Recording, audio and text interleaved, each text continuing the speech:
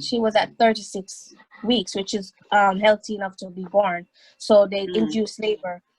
In the last few minutes of that labor, unfortunately, things got critical and they had to do an emergency C-section to get her out. But God is good, and He brought us that far, and here we are. You know, as like I think from day one, she has a purpose. He brought her here for a reason, because she was my only pregnancy, which is unheard of for a person of sickle cell disease. It's unheard of. You'll have several miscarriages before you give birth to a baby, and then yet alone one that's healthy. Exactly. So, growing up, I had a neighbor. She had sickle cell. You know, like a lot of persons that I've seen with sickle cell, they're very like skinny, and she was like very, very, very tall, and then you could just see it in how she looks and everything. Anyways, she had about 3 kids, but she's had miscarriages before, as you stated, and all of her kids have a certain look because of the sickle cell. They don't look normal, and I think probably the dad has it too, but he probably doesn't know or didn't know. I don't know where they are now, but the kids had or have it. I haven't seen them in many years, but I'm sure that I heard that they had the disease. There's a stigma with sickle cell patients. Most of the time people can tell that you're sick or that you have sickle cell because you have the jaundice eyes, which that you know you're getting sick when your eyes start to turn yellow. I used to have that a lot, but over the years I've learned what I should and shouldn't do that helps to keep myself healthy and to maintain my eyes from getting that yellow or jaundice look. But also that it comes with a price, because a lot of sickle cell patients, people look at them and they think you're fine because you look pretty and you're dressed nice and you look nice, but they have no idea what's going on the inside. Like every day, literally every day of your life, there's some battle. It's some form of pain every day. If it's not a headache, it's joint pains. It's your respiratory pain. It's there's always pain. But that's also one of the stigmas. You go to the ER, and because you don't look like someone who's sick, they assume you're there for the drugs. They might just brush you aside. They brush you aside. Not mine. That's what they do, because you don't look sick. So unless you're looking like you're dying, they don't tend to. I remember when I used to go to the emergency room before my hematologist had an office where you can just go and get treated. I used to have to go to the emergency room, and I would have to tell them that I can't breathe so that I'm seen right away. Otherwise, you'll sit there for hours in pain. I used to have to say I cannot breathe, which was literally I can't breathe because I do have a respiratory issue, but it wasn't that severe that I have to say I can't breathe. But to get the service that you need, you have to tell them you're having trouble breathing. And it's unfortunate that it has to be that way. But otherwise, you'll sit there for hours before they have anyone come and take care of you. And 99% of those times, my oxygen level was actually low. Oh, wow. But it's insane the way how the system works. What if there is one instance in your life, like something that helped to change like how you view things, like what was that situation like, and how did it help you to actually like view things differently and go about living differently? It took me in my 20s to really understand my disease and to find out what my triggers were. And once I knew what those triggers were, I was able to better maintain myself. But that's not always the case. Like, you're still going to have times where you think you're doing everything right, but then you still end up with a crisis. I remember there were times where literally every month I was in a crisis. I had to be either the hematologist or the hospital.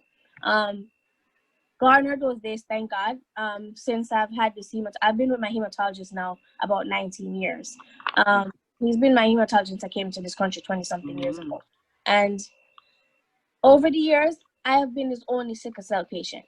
When I first started to see him, to treat me, he was learning as well. So you guys grew together. Exactly. So it's like we went through together. So when I was able to bring my daughter in this world, I don't know any doctor more proud than him. It's like she's his grandchild.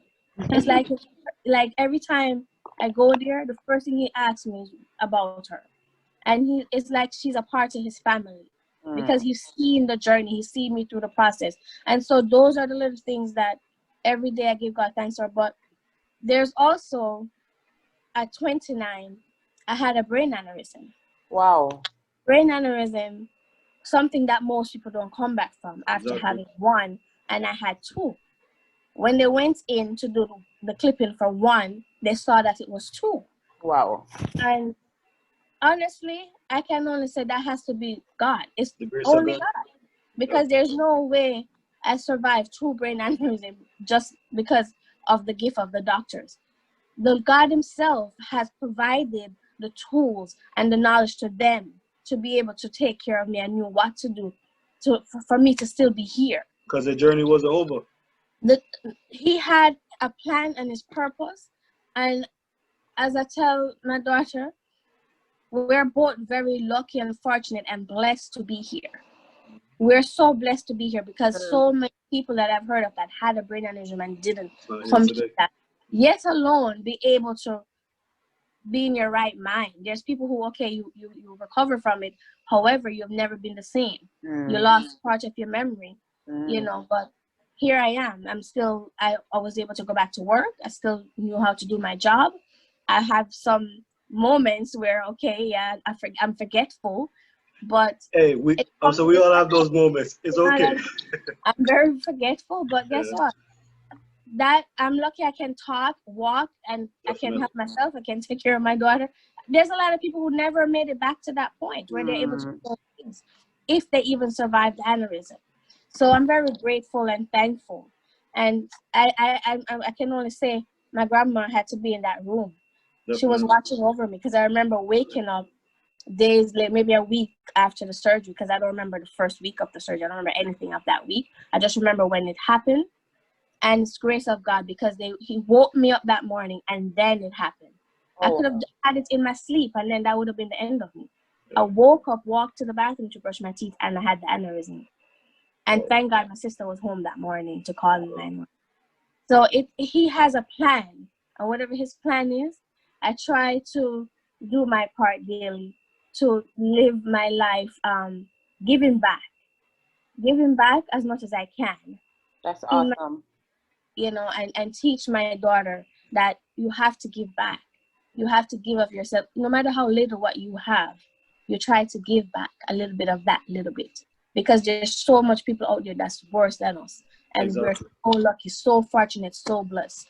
And that's the thing I try to tell her on a daily basis. If there's something you'd want to impart on other persons with the sickle cell disease, maybe something motivational, just to try to help them along the way. Don't ever give up. I know there are days when you feel like you just can't get up out of that bed. You just can't do it. But you just pray. Prayer move mountain. You just ask God to give you that strength to just get up. And you see that little girl of mine, like these days, she's my motivation. She's who pushed me to get out of that bed every day, no matter what's going on with my body that day. And you can't ever give up because the devil is a liar. You can't give up. You have to keep pushing, keep fighting, and just having faith. Faith is very important. Without that, we can't survive. We can't make it. You have to have faith. And to be surrounded by people that support you is very important. A lot of sicklers don't have that support system, unfortunately. And so that's why they created platforms, and we're thankful for Facebook, because that's how a lot of people stay communicated and pass on information and tell each other about this drug or that drug or this treatment or that treatment or what works for you, what may not work for me, but you can recommend this or that. And I'm grateful for the day that my stepmom, Bernadette Facey, God bless her heart. Definitely. She met Miss Donna Carroll at STTPN and a Sickle Cell Foundation. And she has given me over the years little things that has helped me, natural remedies that has helped me through the years. And from time to time, I go and I juice my natural stuff. Miss Carroll is in her 70s and she's never had a blood transfusion. And she has sickle cell. She didn't know she had sickle cell. She was about 24 years old. Wow. So those are the people that I talk to, and I try to, as you say, just be in tune with your body. Be in tune. Know what your triggers are. Yeah, you said it before. All right, Yeah. Okay, go ahead, Marsha. I was gonna say, like, this is truly inspiring because even back in Jamaica, like we are aware of the term sickle cell, but I'm not sure how much information we have about the disease. So you coming to share your story and all your challenges and how you have overcome them, I think this would be very useful to Jamaicans home and abroad. I wish you nothing but success, and I hope that you're able to do your bone marrow transfusion. That's what you said?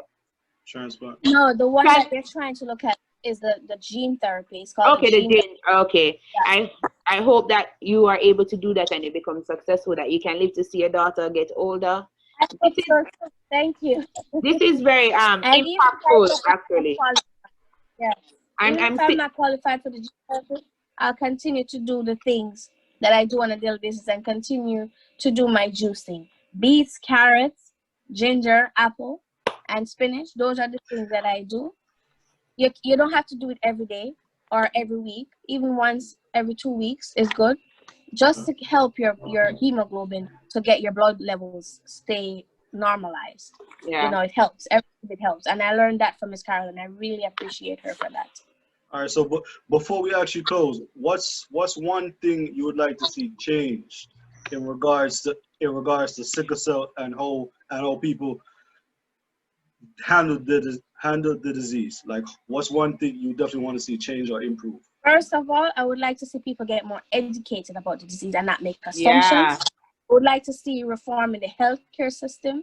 I would like to see them pay attention to sickle cell as much as they do to cancer and AIDS, all these other diseases out there, because they think it's a black people disease, so it doesn't get the spotlight. It's not a sexy disease, as Dr. Ian Smith say. It's not a sexy disease, so they're not interested in it's not publicizing. It's not. I don't mean to no, laugh. because it's a debilitating disease. It is like you're dying from the inside out with sickle cell disease, and people think you're fine when you look good, and then there's those of us who you see the pain face, and then they think you're being extra or you're just seeking attention, you know. So I wanted to get to that point where sickle cell patients are treated like how they treat other people when you go to the hospital. You're not afraid to go to the emergency room because of how they're going to treat you. That's what the change I would like to see happen. I would like to see the people in Washington, D.C. and Albany pass laws that help sickle cell patients get better healthcare treatment. And even in Jamaica as well. And in all over the country. Worldwide. This weekend coming up is sickle cell awareness. We have the SCTPN virtual walk this weekend online, and I'm just hoping people tune in and learn something and get something from it, and just get their family members involved. How can persons take part of that walk or take part? It's a virtual in the walk. They can go to the website. It's Sickle Cell Thalassemia Patients Network, for short, SCTPN. If they go to their website, there's a registration there, or they can just register to be a part of the live event on Saturday. Okay, so let's repeat that one more time for me, please. Sickle Cell Thalassemia Patients Network, or SCTPN. All right, great. They go to their website. There's registration. We definitely enjoyed the talk, and it was very informative and inspirational. And I just feel like persons definitely need to share their stories more in an effort to kind of help others to overcome the same obstacles they might have experienced in the past. So we definitely appreciate this, and thank you very much for sharing, and continue being great. Continue being great, continue doing great things, and continue serving your purpose. Sure. All right? Thank you. Thank you so much. Take care, guys. All right, take care. Bye.